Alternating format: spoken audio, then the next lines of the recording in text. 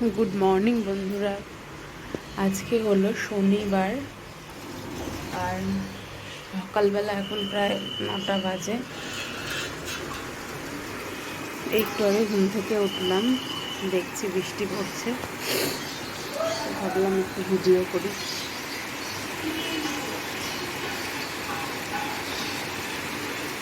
দেখেও ভালো লাগে, এতদিন বাদে এই দাবদাহের পর এরকম বৃষ্টি দেখতেও কত সুন্দর লাগে। আমার চিরকালেরই আগে প্রচণ্ড বৃষ্টিতে ভিজতাম। বৃষ্টি শুরু হলেই আমি ছাদে চলে যেতাম বা কিছু। একবার তো মনে আছে আমার ছাদে এত মুষলধারে বৃষ্টি পড়ছিল, সেই সময়ও ছাদের মধ্যে গিয়ে নাচানাচি ভেজা এরকম করেছিলাম। তখন আর ভয় টয় লাগতো না যে বাজ পড়বে না জানা এই সমস্ত। এখন আবার সেই ভয়টা লাগে যে বাবা বাজ পড়বে। এখন ছেলে হওয়ার পরে মনে হয় যে ছেলে যদি এই সমস্তগুলো করে তাহলে আমি তো একবার হার্ট ফেল করবো। মাঝে মাঝে তাই ভাবি যে ছোটোবেলায় কত মজা করেছি, কোনো নিশ্চিন্ত মনে, কোনো ভয় ছিল না, কোনো কিচ্ছু ছিল না। যত ভয়ের সঙ্গে মানুষের যত পরিচয় হয় তত মানুষ সব ব্যাপারে কোনো কিছু করতে যেটা ভীত হয়ে পড়ে।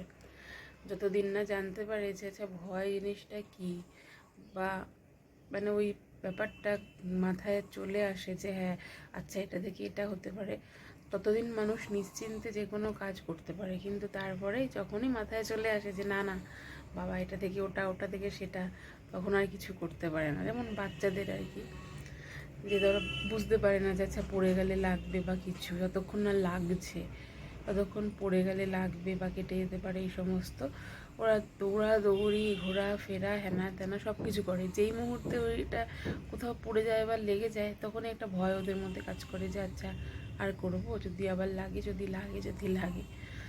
ওই রকম বৃষ্টির দিনে বিয়ের পরে একবার এরকম ভিজেছিলাম মনে পড়ে। তখন আমরা আগের বাড়ির থেকে বিক্রি করে আমরা ভাড়া ছিলাম কটা দিন, প্রায় 1 বছর মতন। তারপরে এই বাড়িটা করে এখানে আমরা এসেছি, তাও প্রায় 2010-এর কথা বলছি আমি। তো তখন ওই একদিন বৃষ্টি পড়ছিল আর আমি খুব ভিজেছিলাম, খুব ভালো লাগতো ভিজতে। অবশ্য বাজ ফাজ পড়লে তখন কি হতো জানি না, কিন্তু ওই ভিজেছিলাম আর কি, খুব আনন্দ করেছিলাম, নাচ করছিলাম বৃষ্টিতে ভিজে ভিজে। সে এক আলাদাই আনন্দ। আস্তে আস্তে বড় হয়ে গিয়ে এখন ভাবিনি যে করবো আবার সেরকম করবো বৃষ্টি পড়লে, সেটা এখন আর আসে না মাথায়। যাই হোক, বৃষ্টি পড়লে আপনাদের কেমন লাগে? ভিজতে ভালো লাগে না বাড়িতে বসে দেখতে ভালো লাগে? আমাকে একটা কমেন্ট করে জানাবেন। কিছুক্ষণ টাইম আবার এদিক ওদিকে কাটিয়ে এবার আমি চলে এসেছি খেতে। গরম ছিল বলে রাত্রিবেলা বাইরেই ছিল তরকাটা। এবার এটাকে আমি এখন এত খিদে পেয়েছে তো ভাবলাম যে আগে খেয়েই নিই। গরম করার আগে নিজের জন্য একটু নিয়ে তারপরে গরম বসালাম। তারপরে ভাবলাম যে আচ্ছা এতখানি না খেয়ে একটু গরম করে নিই আর একটুখানি খেয়ে নিই।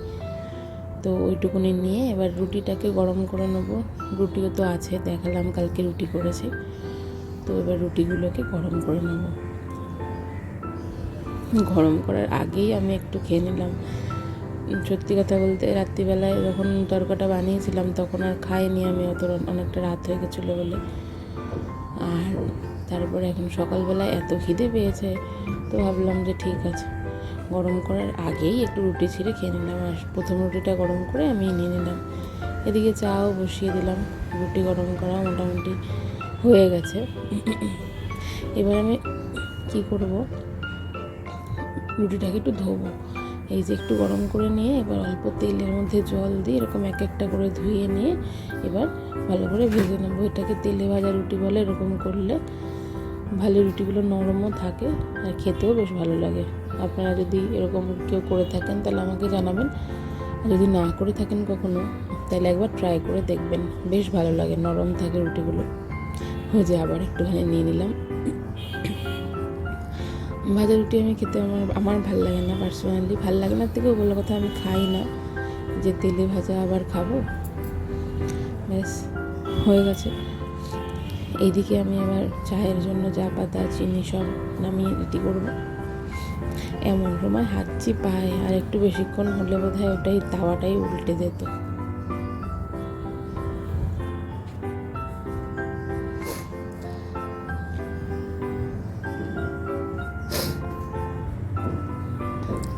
চায়ের কালারটা দেখুন আজকে কি দারুণ লাগছে দেখতে। ক্যামেরাটার পজিশনটা এমন সুন্দর ছিল, যার জন্য আরও সুন্দর দেখতে লাগছিল। যাই হোক, গপুকেও এখানে আমি দিয়ে দিলাম রুটি একটু তড়কা। আমি কন্টিনিউয়াস খেয়েই চলেছি। গপুর চায়ে তো চিনি দিই জানেন, আর আমাদের চায়ে তো একদমই চিনি দিই না। এবার নিয়ে যাই, ওকে দিয়ে দিই। চায়ের সঙ্গে দিয়েছি রুটি তড়কা। এই যে খেতে বলে দিলাম, এবার একটু জল দিয়ে দেবো।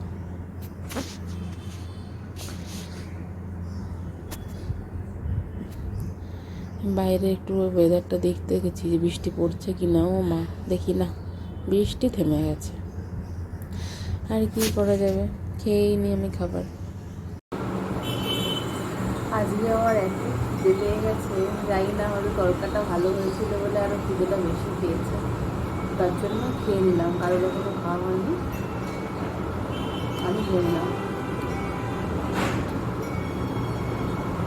শাশুড়ি মা এই অপেক্ষা ব্যাপারটা আছে। আমার আবার খিদে পেলে না আমি খেয়ে নিই।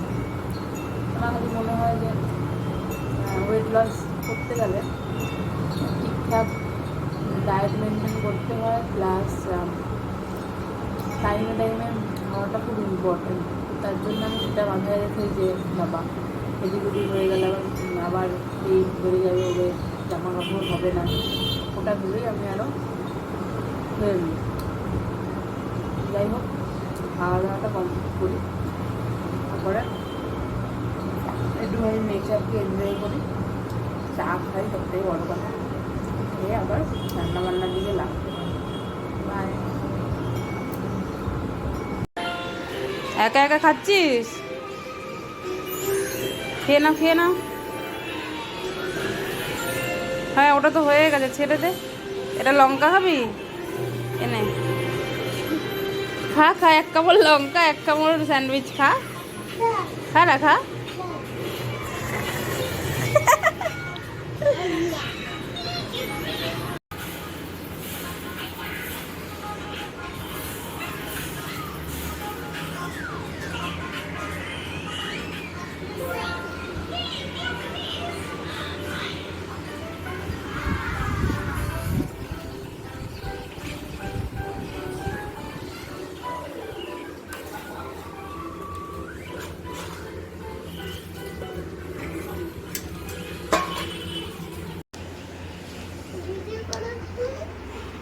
এই যে উল্টে পড়ে উনি এখন টিভি দেখছে। 3টে বাজে, এখন আমি চান করতে যাচ্ছি। আজকে আবার আমাবতী শুরু লেগেছে সকালবেলায়। মাকে কালকে জিজ্ঞাসা করলাম রাত্রিরে, মা বললো সকাল 8:45 নাগাদ আমাবতী লাগবে। তো আম দুধ দেবো, কাঁচা দুধ আর আম ঠাকুরকে দেবো। তো সেটা দেওয়ার সময় দেখাবো। এই যে ও এসে গেছে দেওয়ার জন্য। তো শাশুড়ি মা আজকে রান্না করছেন, কালকে শাশুড়ি মা রান্না করেছিলেন। তো চলো দেখাই আজকে কি রান্না হচ্ছে। দেখ, রান্নাঘরের দিকে যাচ্ছি। হয়ে গেছে রান্না। কি রান্না করছো? কিছু না, কি দিয়ে করবো এটা? আর কি রান্না করলে? দেখাও লাউ চিংড়িটা।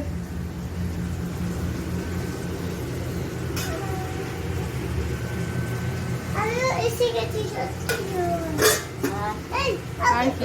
আলু ভাজা, মাছ ভাজা, ও ডাল, সিদ্ধ ডাল।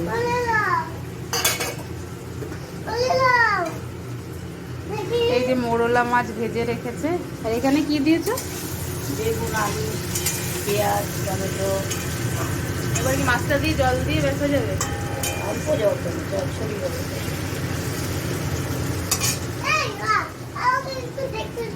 বাবা মোরলা মাছ খাবি? খায় না, তুমি খাও। তুমি খাও একটা।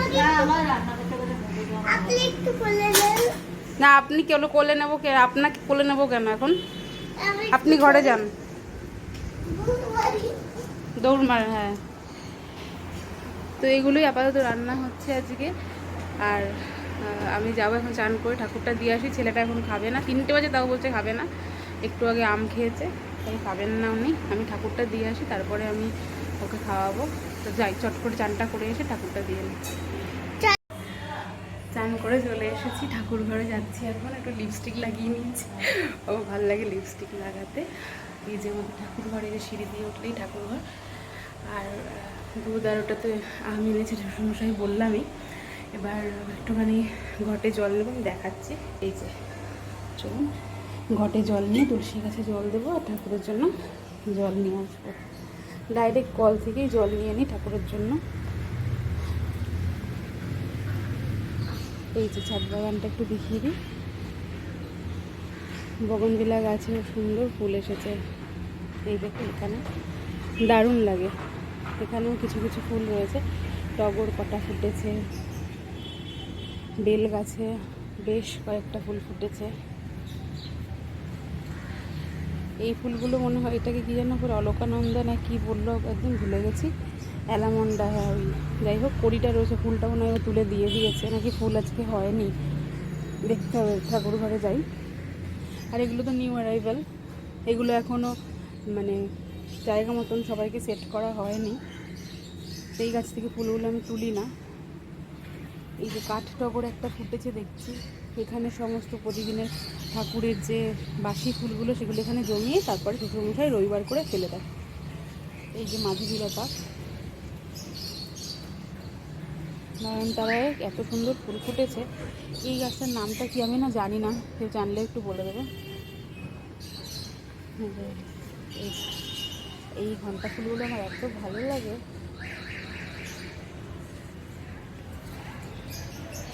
যাই, এবার আগে ঘটিতে করে জল নিয়ে আসি। জল নিয়ে এসে ঠাকুরকে একটু জল দিয়ে নিই, মানে তুলসী গাছে জল দিই।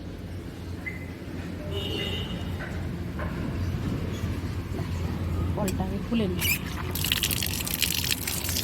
এক হাতে মোবাইল, এক হাতে কল মানে খোলা, এক হাতে ঘটি, খুব অসুবিধা। যাই হোক, এইভাবেই করি। নিয়ে নিলাম।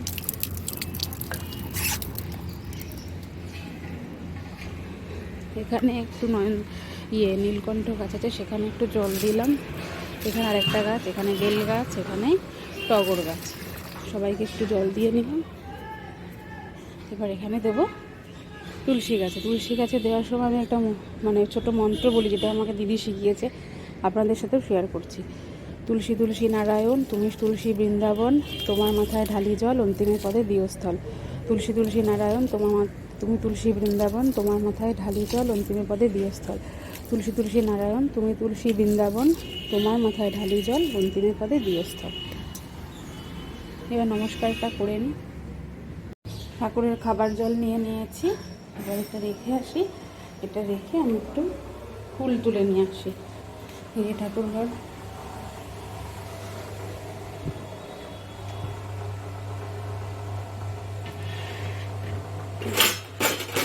দিয়ে রাখি।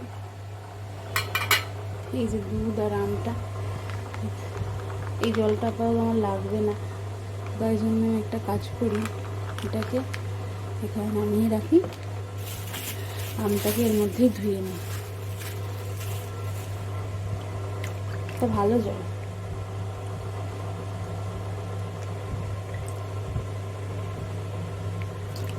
ছুরিটাও আমি ধুয়ে রেডি করে রাখি। ঠাকুর ঘরে আমার সমস্ত ব্যবস্থা আছে, বটিও আছে, তো এখন ছুরি দিয়েই এটাকে কাটবো।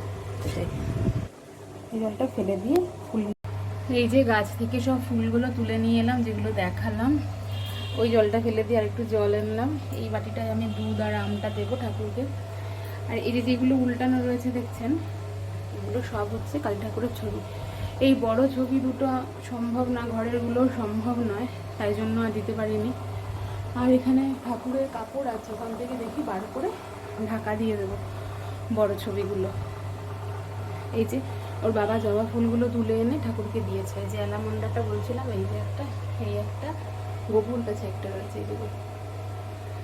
সত্যি কথা বলতে না, এত সময় লাগে আমার, তাই জন্য রোজ আমি গপুকে না স্নান করাতে পারি না, একটু মুছে দিই আর কি। আগের দিনও দেখিয়েছি ঠাকুর, আজকেও দেখালাম। এখানেই আমি বন্ধ করছি, হয়ে গেলে আমি আবার দেখাচ্ছি। আমার ঠাকুর দেওয়া কমপ্লিট। এই যে আম দুধ দিয়েছি ঠাকুরকে, আর বাকি আমটা দিয়ে সবাইকে খেতে দিয়েছি। এবার সব নিচে গিয়ে প্রসাদগুলো সবাইকে দেব, দুধ আমটাও দেব।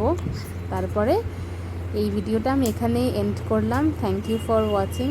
সবাই খুব খুব খুব ভালো থাকবেন আর আমাকে সাপোর্ট করবেন। বাই।